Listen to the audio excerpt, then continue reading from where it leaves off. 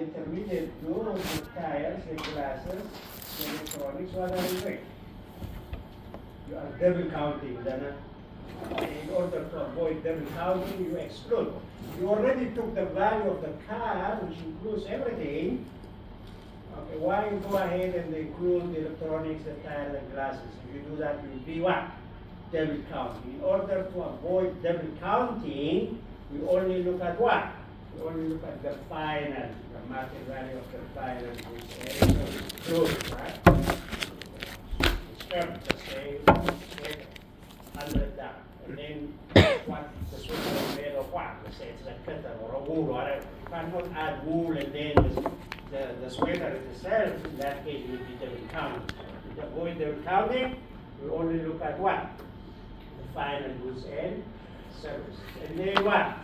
Domestically, goods produced here in the United States. Domestically means we are interested in the value of goods and services produced domestically. Okay?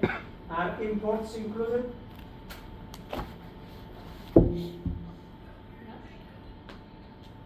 The value of goods and services produced here in the United States. Domestically. Are imports included? When we look at the value of goods and services produced domestically here in the United States, it means that the interest here is not the value of goods produced abroad, right? So when we talk about GDP, we're looking at the market value of all final goods and services produced domestically in a given period, right? In a given period, let's say 2024, 2023. Or first quarter of 2024, second quarter of 2023, given period, right? Okay. Are used goods included in the GDP of 2024, for example? GDP of 2024 would be the value of goods and services produced domestically in 2024, right? In the GDP 2024, do we include used good, right? Used car produced in 2020 or 2023? Are they? No. Okay. Why is that? Because they are already what? Counted for the year when they were produced. You see what I'm saying? The used goods are not included in the capital. Our interest is in a given period of time. What is the value of goods and services produced in 2025, for example? First quarter 2025. Everything else produced before that are not included because they were already counted for the year they were produced. So I'm saying, okay. So GDP, gross domestic product, is the market value of all final goods and services produced domestically in a given period of time. We have an equation on the definition of this. Any question? Is that okay? The market value of all final goods and service products. Just remember what we mean by market value. We'll see that also. What we mean by final goods, intermediate goods are not included. What we mean by domestically, goods produced here in the United States in a given period means 2004, 2003, 2002, first quarter, second quarter, right? Like that.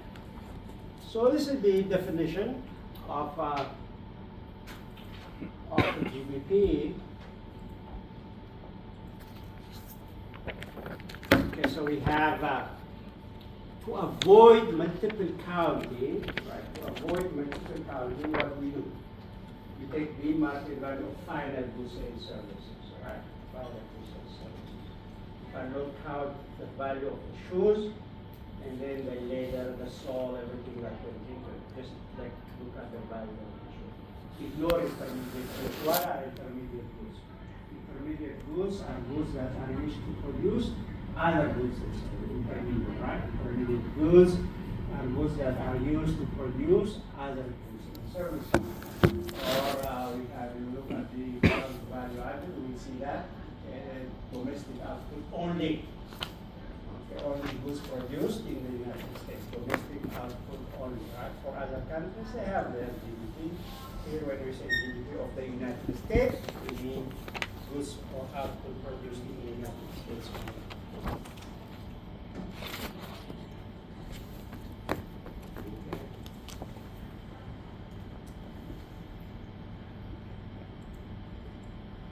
Okay, now market value, look at this, right? Given period, this is economy, produces resource and two computers in year one. If you know this one, you can have 10 computers, 100 computers, 1,000 computers process the same. One first year, annual output resource two computers. What is the market value produced in year one? The market value would be 3 times from the surface plus 2 times 2,000, which should give us what? 5,500. 3 surface, 2 computers. What is the price of the surface? Each 500. What is the price of computer? Each 2,000. You see what I'm saying? So 3 times 500 plus 2 times 2,000 will give us 5,500. That would be like a GDP for economy that produces just so far, right? And computer. This is just to understand what we mean by market value. If we know this, it means you can add the number, right? What if we have 4 output? What if we have 5 output? So just multiply with their respective price and add them up. What about year 2? What is produced in year 2? Year 2, well, they produce 2 sofas and 3 computers, right? So what is the market value then? The market value would be 2 sofas multiplied by their price, 2 times 500, plus 3 computers multiplied by their price, 3 times 2,000. You add them up, that will give you 7,000. Right? So this is the market value. What happened to the market value from year 1 to year 2? Increased from 5,500 to what? 7,000. To 7,000, right? 5,500 to 7,000. What does this tell us? This is simply telling us what do we mean by market value, right?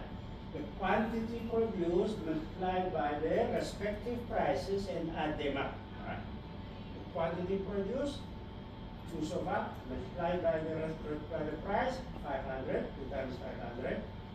Okay, and the quantity of computer produced, 2, multiplied by the respective price, 2 times 2,000, and then you add them up, that will give you 5,500. This is what we mean by a market value. This is the value added cost.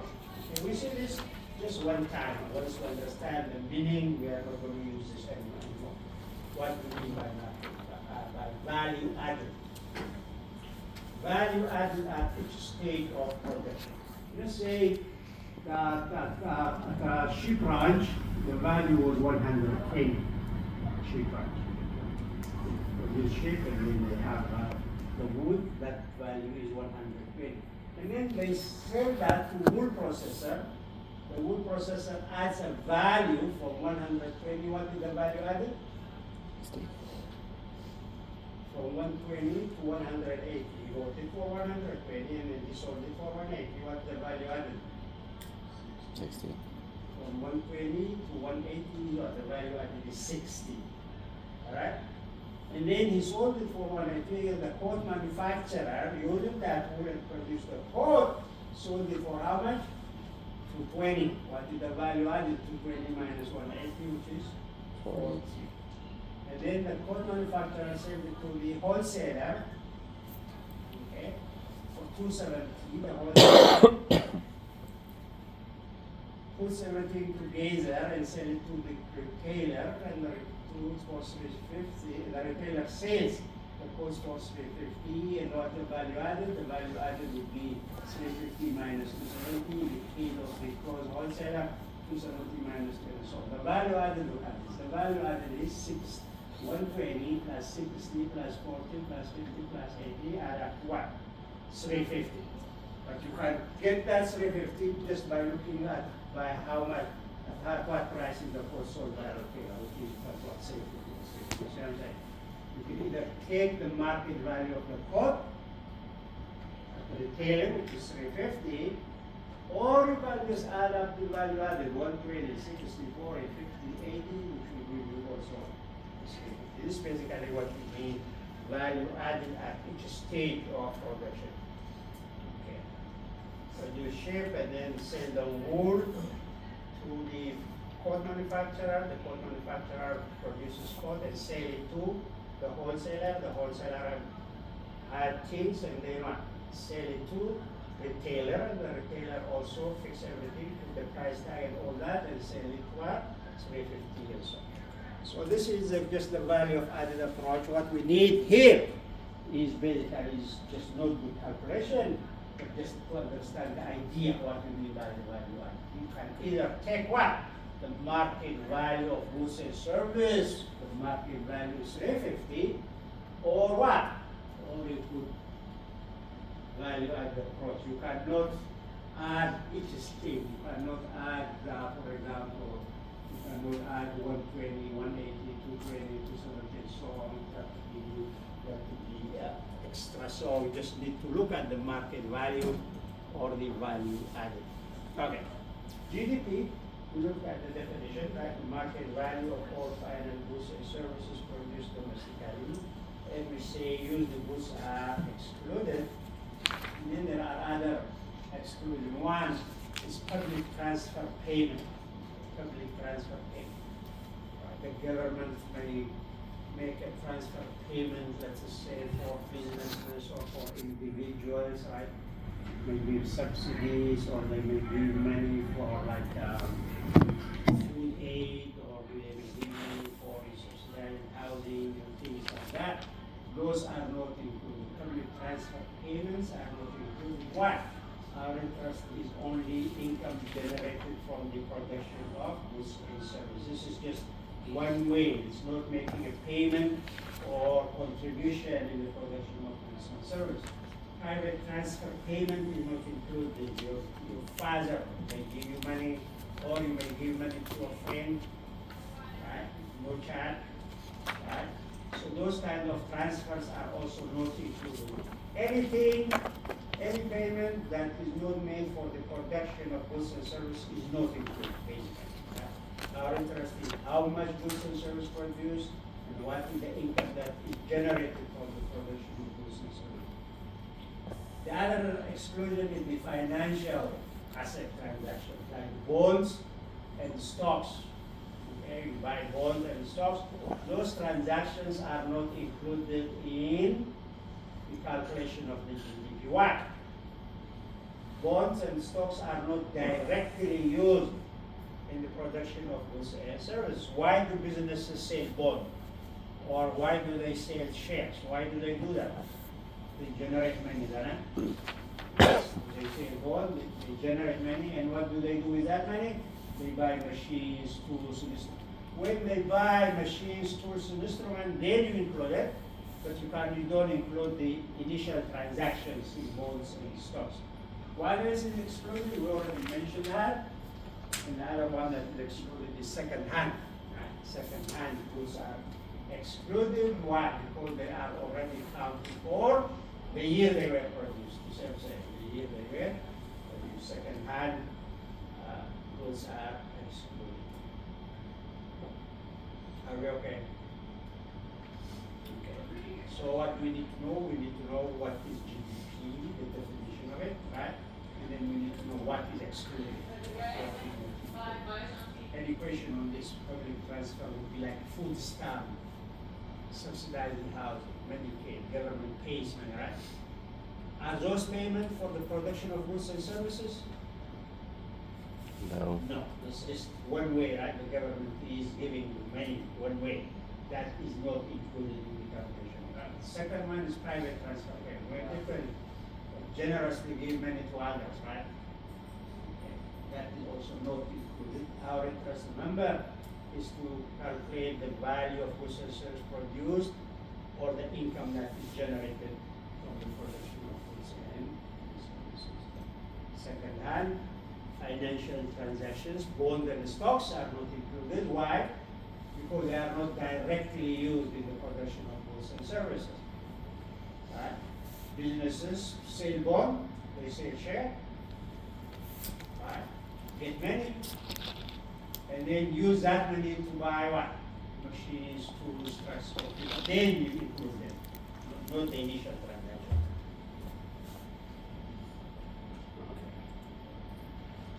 Then we have these two ways of looking at it. Any question before we move on? Any question?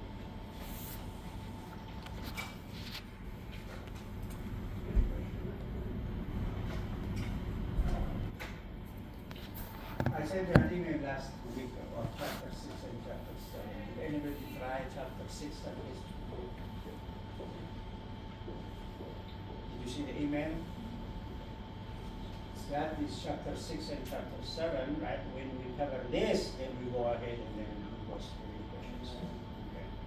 So, now we look at the two ways of looking at GDP. Two ways to measure GDP. One is what we call the expenditure approach, and the other one is called the income approach, right?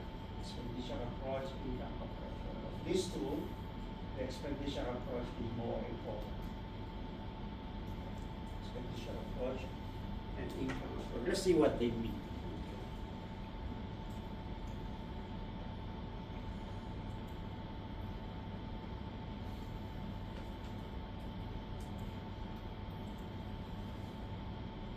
So let's see.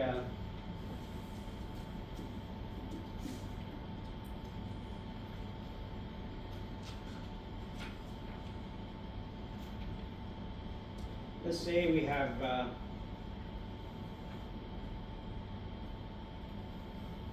this is the production, right? These are goods and services produced, let's say, in the United States. Let's say this is 2024. Production, goods and services produced in 2024, right? How do businesses produce goods and services? They rent a place, they hire workers, right? Okay, they use machines and then they produce goods and services. Now, these goods and services are sold. Who buys them? Okay. Who buys the goods and services that are produced? Well, who buys the goods and services produced in the United States? Number one is what? That's right, consumers. Consumers buy the goods and services that are produced in the United States. We put C for that, to mean consumption. But who else buys the goods and services produced? The others who buy the goods and services are businesses. The same investment. Okay, investment is purchase of machines, tools, instruments by business, which we call investment, IG. Right? Who else buys U.S. produced goods and services? Government. Right? The government buys the goods and services produced. We put G for that. Right? Who else buys? Well, we export goods that foreigners buy goods. And we, for that, let us say, foreigners buy goods and services. We put XN to mean net export. I will discuss that in a minute. But at this point, you say we have this goods and services produced, and they are sold for consumers, businesses, governments, and then the foreign sector. No question on this, right? Okay. Now, when businesses sell these goods and services, they generate income, isn't it? They receive money from household, they receive money from other businesses, they receive money from government, and there is income that's here, right? So this money is used to pay for, let's say, wages and salaries.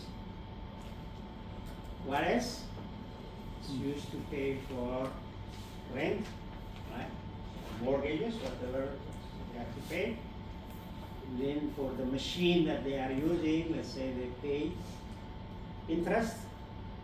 Okay. Whatever is left, the residual they get is what we call a profit. You remember this takes you to the circular flow, right? They have wages and salaries, rents, interest, and profit. So in other words, when they send money and this money is paid, okay, for wages, salaries, rents, interest, and profit. Is that okay? You understand the condition, right? Understand the condition. This side is called the expenditure approach.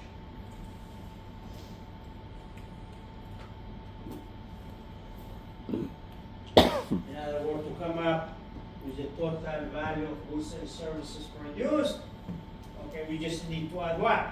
Spending on consumption goods, investment goods, government, and then what? And then the export, add them up, that will give us the expenditure approach. But this money, let's say, if let's say 5 trillion is produced or sold, this 5 trillion, part of it is paid as salary, another part is paid as rent, another part is interest, whatever is left is a profit. Okay, this side is called the income approach.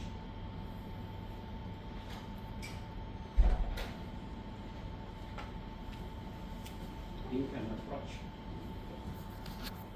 You either add the expenditure made at the goods and services produced, or you add what income that is generated from the production of goods and services, which is wages, rent, interest, and profit. That's income approach, expenditure approach. What I'm doing here is simply to show you the link between the expenditure approach and income approach. More or less, they are the same with some adjustment. Okay, with some adjustment. Okay.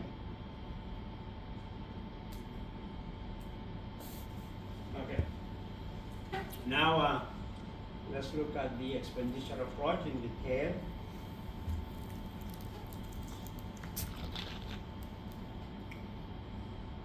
Count the sum of money spent buying the final goods and services. Who buys your goods, right? Who buys the goods? You just say, who buys it? Consumers. The consumers buy, businesses buy, government buy, and then the foreign sector buy, right? Income approach counts income derived from the production, right? Income derived from the production, and those are what? Wages, rental income, interest income, and profit. That's what I just showed. You start with the production, and then who buys those goods and services, right? And what are the income that is generated from the production of goods and services, or the income approach.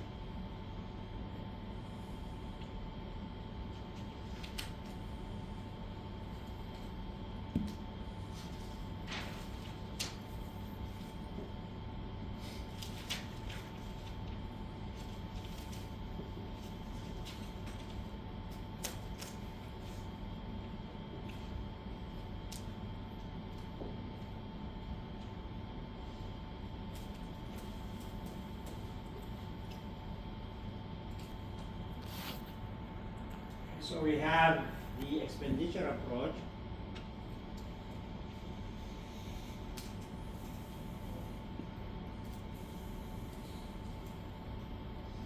Expenditure approach, you say gross domestic product is equal to consumption plus gross private domestic investment plus government plus net export plus net export. GDP, expenditure approach, how much consumers or households spend on goods and services, how much businesses spend, okay, on goods and services, how much government spend, and then we have what? We have net export. That is the expenditure approach, right? We have a production, who buys them, households buy them, businesses buy them, government buy them, and then what? Foreign sector buy them, right? Those are, add them up, that will give us what? That will give us the expenditure approach of measuring what? Expenditure approach of measuring the GDP, gross domestic product. Okay? So we have consumption. The symbol we use for consumption is C, consumption. Simply household purchase of goods and services, right? Household purchase of goods and services. What type of goods and services we buy? One is durable goods. Okay. Durable goods. We buy cars, we buy fridge, we buy stove, durable goods, right? Goods that last for a long period of time, more than a year. Durable goods. We buy this. What else do we buy? The other type of goods that we buy are called non-durable. The other type are non-durables, right? What would be an example of non-durable goods? Anybody? Something that lasts. We buy them, but they don't last long. Lots of them. Food. Food is non-durable. Clothes is considered also to be non-durable. Anything that we buy and use them in less than a year, non-durables, right? Durable goods that last for a long period of time. You buy a computer, 4% of computers, right? You buy a fridge, you buy a stove, you buy those kind of cabs, last for a long period of time. And then what else? We also spend durable, non-durable. What else are we spending on? We also spend on services. Right? And services are by far the most important one in terms of how much we spend. Services include what we pay for transportation, right? How much we pay for transport, how much we pay for health care, right? Any type of service. Okay, we buy more for services compared to other goods and services. So when we talk about consumption, remember these are durable goods, non-durable goods, and services. And this is for which one? Let's see, right? Consumption. Consumption is simply what? Consumption is simply spending by household, right? How spending by household. And this is where we spend on durable, non-durable, and so on. The next one, we need to read a little bit detail for the next one. And that is IG. Okay, this is gross private domestic investment. Gross private domestic investment. Gross private domestic investment. When we say gross, we mean includes depreciation and not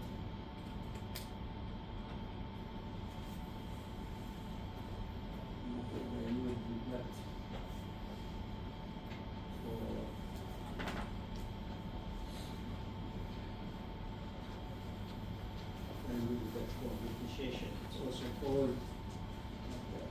also called another name is fixed capital consumption. Fixed capital consumption. Well, when businesses produce goods and services, right, what happens to the machine, to the value of the machine that they are using? It depreciates, doesn't it? Depreciation. When you use a machine, the value of the machine depreciates.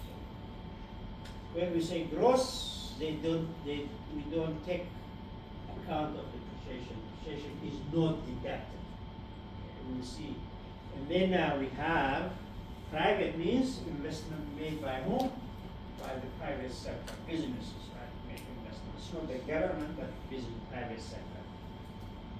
Okay. And when we say investment, that is also, remember, this is spending on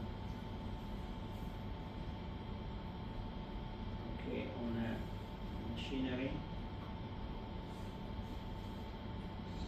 tools,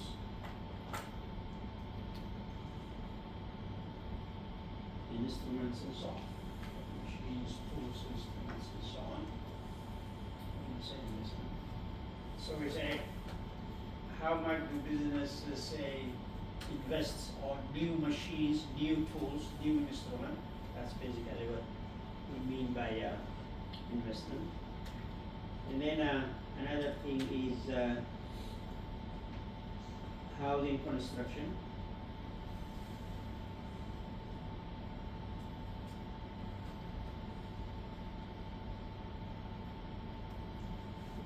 New houses that are constructed in a given year are included under investment.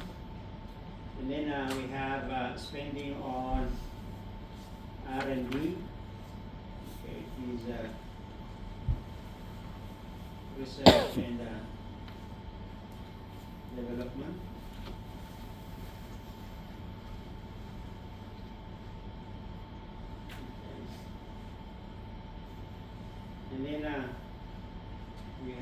spending on arts.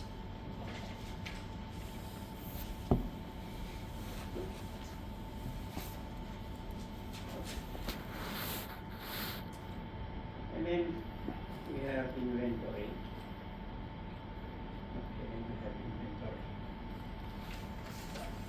Let me put it here so that you can see here in detail, and then we'll talk about it. Okay,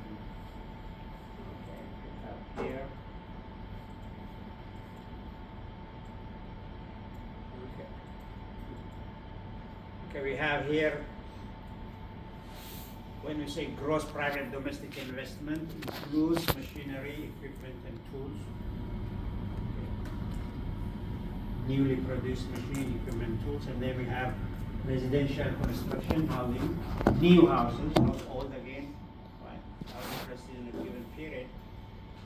And then we have what? Spending on research and development. Right? And then the creation of what? New works of arts, music, books, movies, and all that. And then changes in inventory and the creation of what? New capital asset. This is creation of new capital asset as basically this. How much new machines, equipment, and tools are produced, how much is new housing are produced, how much is spent on development, research and development, books, music, and all that, and then changing inventory. Any question on this?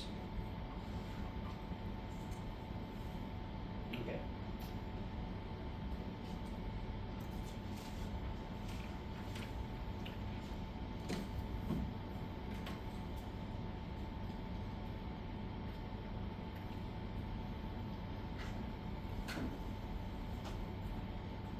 You can see here.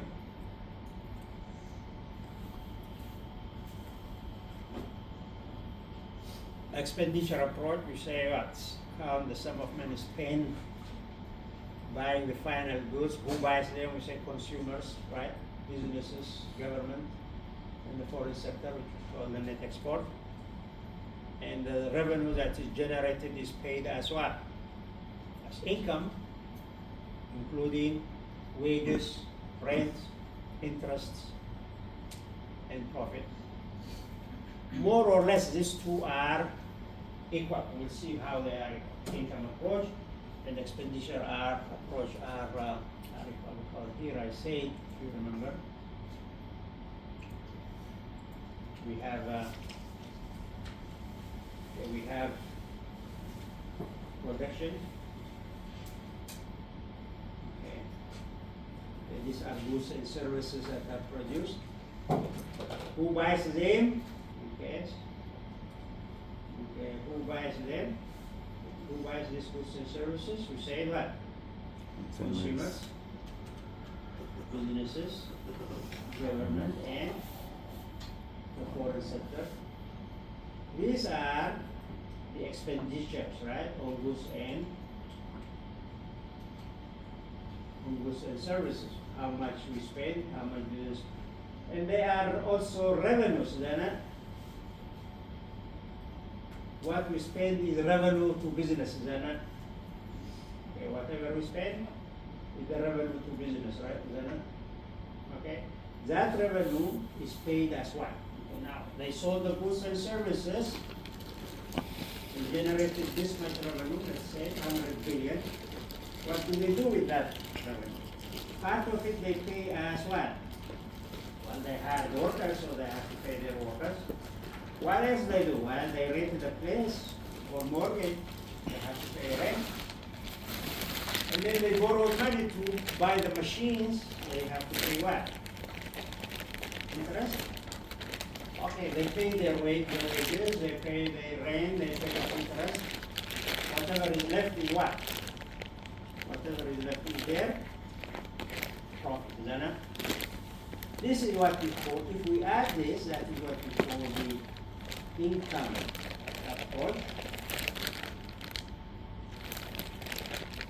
And when we add this, what we call that?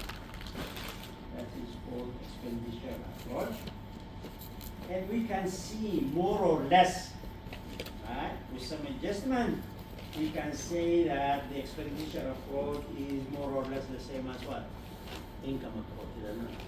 So whatever money made here, is spent there. So more or less these two are equal, and we see how we can make them equal. Roughly, you say they are equal. And then we have this here. And we have here, right? This is the consumption expenditure approach. We have consumption, we know that. Gross private domestic investment, IG. We have government, and then we have expenditure by foreigners, which will give us GDP. Right? And revenue collected here is used to pay for wages, rent, interest, and whatever is left is profit. So GDP, you can see here, the expenditure approach is roughly the same as what? Roughly the same as the income approach. The two approaches are roughly the same. Either you can add income that is generated from the production of goods and services, or the spending made on the goods and services that are produced. Okay. Then we look at here, the most important one is here, right? Okay. You see the expenditure approach, the seeds, you see that, right? The seeds expenditure approach. We get that from the receipts, households, businesses, government, spend on services. Okay. Now, this is for 2021. How much do households spend on goods and services? They spend roughly how much? 15 trillion, right? Or $15.7 trillion, or $15,742 billion. Okay. How much do businesses spend? Businesses spend $4,120 billion, or $4 trillion. And how much the government spend? Roughly $4 trillion. And what is the net export? The net export is negative 980 billion. Okay.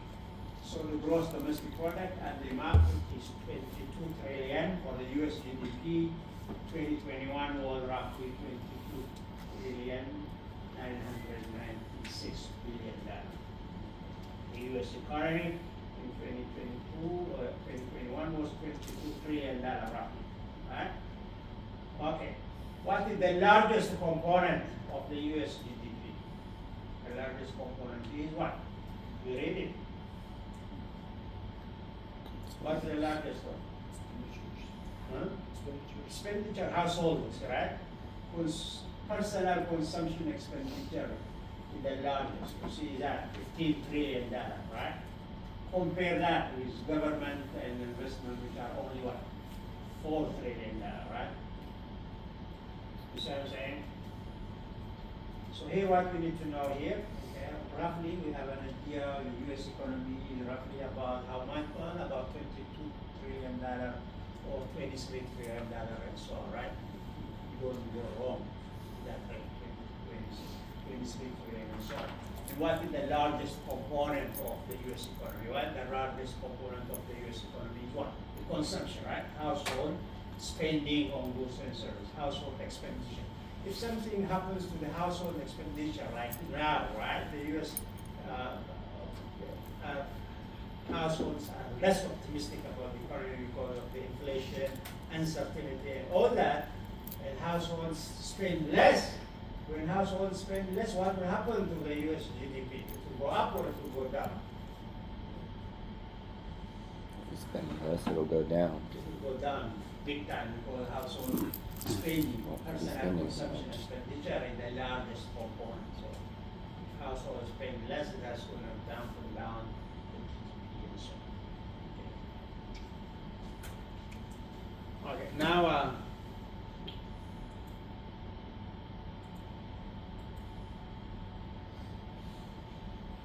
there's one more thing and then we and that is you said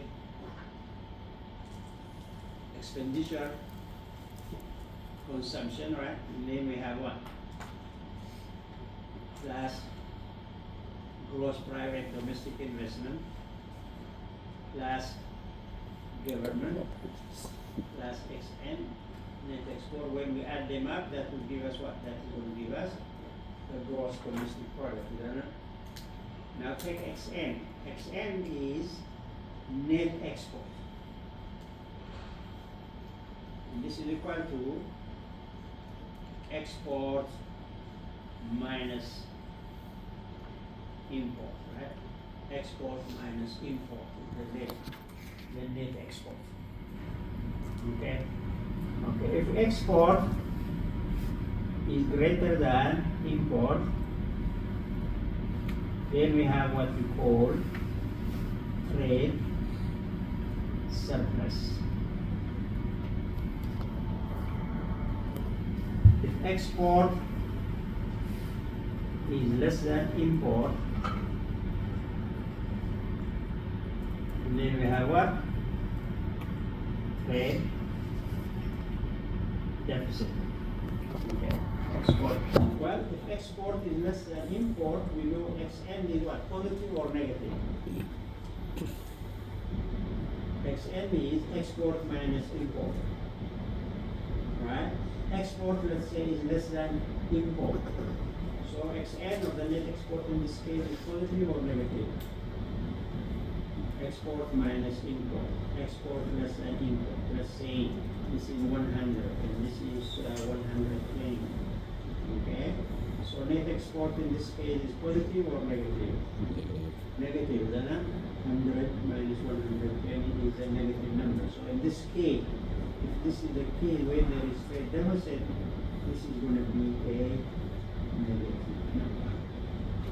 Okay, so you said in 2021, you said what? Net export was negative 996 billion.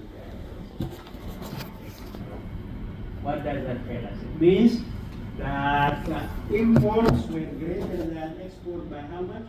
By 996. In other words, import was greater than export by 996. There was a trade deficit. And the trade deficit was how much? 996. So we have here, just one more thing here, and then we have a don't worry about that. We have here. See the net export here? How much is it? 918 with a negative sign, huh? So what does this negative sign tell us? The negative sign is telling you that there was a trade deficit. Import was greater than export by $918 billion in 2021. So this negative basically means net export was negative, which means there was a trade deficit, and the deficit was how much? $918 billion. With that, I will stop here. Please read this chapter carefully. We will finish on Wednesday and then also do the exercise for the questions that I gave you and we will also on